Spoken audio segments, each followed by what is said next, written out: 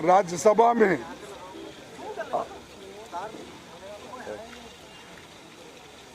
राज्यसभा के सदन के नेता एक सवाल उठाए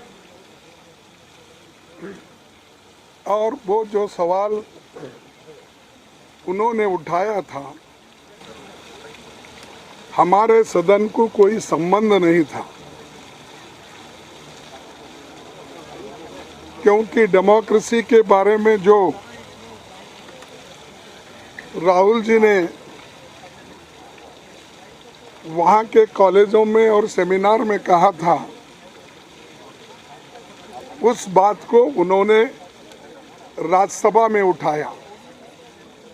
एक तो रूल्स के तहत ये गलत है और मुझे समझ में नहीं आ रहा है, जो हमारे चेयरमैन साहब हमेशा रूल्स की बात करते हैं, तो किस रूल में और एक व्यक्ति और दूसरे सदन का सदस्य है और उसके बारे में यहाँ पर एलिगेशन लगाना और उनके भाषण को अपने ढंग से पेश करना, ये काम सदन का नेता गोयल जी ने किया और ऐसी अभद्र भाषा उन्होंने इस्तेमाल किया कि शर्म आना चाहिए, वो आना चाहिए।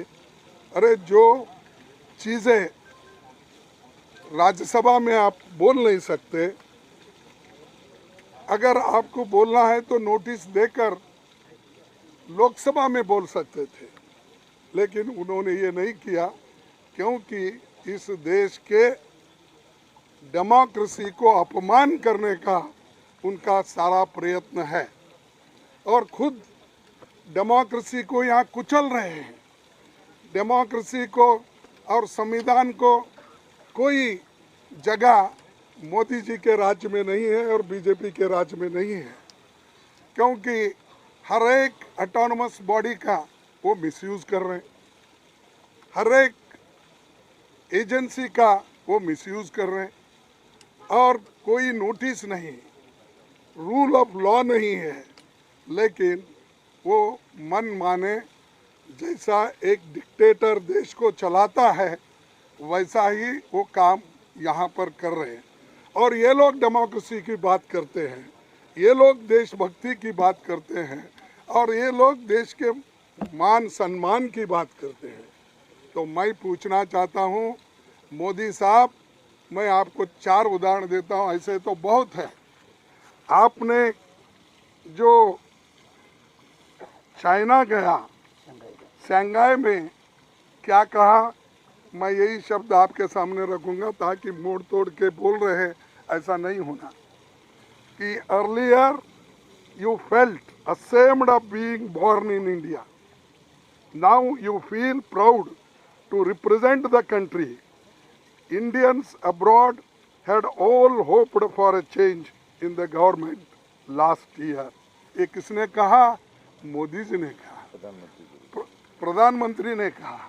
और प्रधानमंत्री ये कहते हैं देश की मर्यादा चले गई अगर डेमोक्रेसी और कॉन्स्टिट्यूशन पे अगर बात करते हैं किसी कॉलेज में, किसी सेमिनार में, तो आप उनको टोकते हैं और हम देशद्रोही बनते हैं। ये देशभक्त वहाँ जाकर ये बात उन्होंने कही।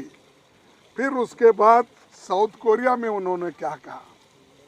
साउथ कोरिया में भी यही कहा, earlier people would lament, they would ask what sin they have committed to have been born in India. A businessman wanted to leave the country for better opportunities abroad, but these people are now saying that they will come back even if their incomes are lower than in other.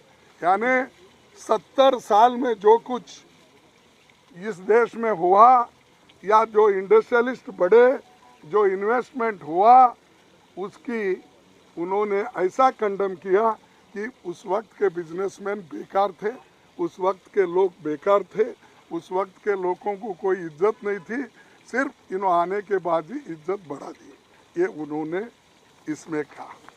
फिर उन्होंने और एक बात कही Canada में, उन्होंने वहाँ क्या कहा, देखिए उन्होंने ये कहा कि जिनको गंदगी करनी थी वो गंदगी करके चले गए, पर हम सफाई करेंगे। और दूसरी बात भी कहे, मैं ज़्यादा नहीं कुछ बोल, अरे गंदगी तो आप कर रहे हैं, डेमोक्रेसी को आप डिस्ट्रॉय कर रहे हैं, संविधान के धज्जे उड़ा दे रहे हैं, और सब एजेंसी को हाथ में लेके हर अपोजिशन पार्टी को दबाने का, कुचलने का, सप्रेस करने की बात आप कर रहे हैं। और ये ऐसा है, चोर उल्टा कोतवाल को डांटे, हाँ, उल्टा चोर कोतवाल को डांटे, ये ऐसे हैं, खुद तो डेमोक्रेसी को ख़त्म कर रहे हैं और डेमोक्रेसी को बचाने के लोग हैं वो। तो ये कहावत भी है और सबको मालूम भी है। और एक बात, जो यूएई में गए, वह यूएई में मोदी जी क्या बोले, देखो पहले की गवर्नमेंट लेथार्जी थी और वो काम नहीं कर सके, तो हम और प्रायोरिटी बेसिस पे, यानी और भी बहुत से हैं जो अभी परसों कल कर्नाटक में कुछ दूसरे जगह में, जो इंसान, जो व्यक्ति इस देश का प्रथम नागरिक है या प्राइम मिनिस्टर है, अगर वो जाके बाहर ये सब बातें बोल सकते हैं, अगर राहुल जी जाकर वहाँ पर सेमिनार में, डिबेट में अगर बात कहे तो अपराध हो जाता है। तो ये उनको समझ में आना चाहिए। लोग खुद डेमोक्रेसी को कुचल रहे हैं, वो लोग ये सब बातें कर रहे हैं। इसीलिए आप सभी पार्टी के लोग, हमने यही कहा, देखो भाई आपको ये मसला उठाना भी है, आप उस सदन में उठा सकते हैं जिस सदन के वो सदस्य हैं, इस सदन के वो सदस्य नहीं हैं। तो इसीलिए हम आपके सामने ये बात कहने के लिए सभी पार्टी के नेता, 16-17 पार्टी के नेता लोग आए हैं।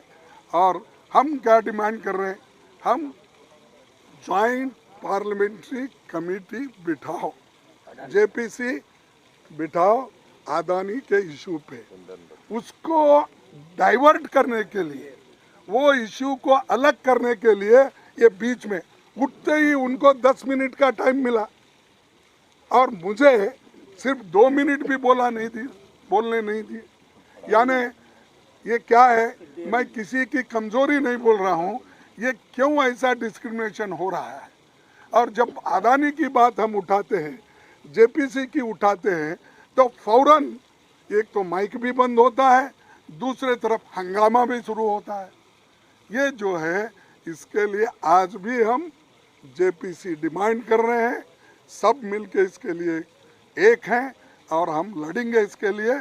उनको क्या करना है, कैसा, वो तो छुपा लेने की बात कर रहे हैं, डिफेंड करने की बात कर रहे हैं, कर लेने दो, लेकिन हम छोड़ेंगे नहीं उनका पीछा। हम जैसा कुछ है ना, बेताल कैसा, हाँ, विक्रम बेताल, हाँ, विक्रम बेताल के जैसा हम पीछा लगेंगे, इसको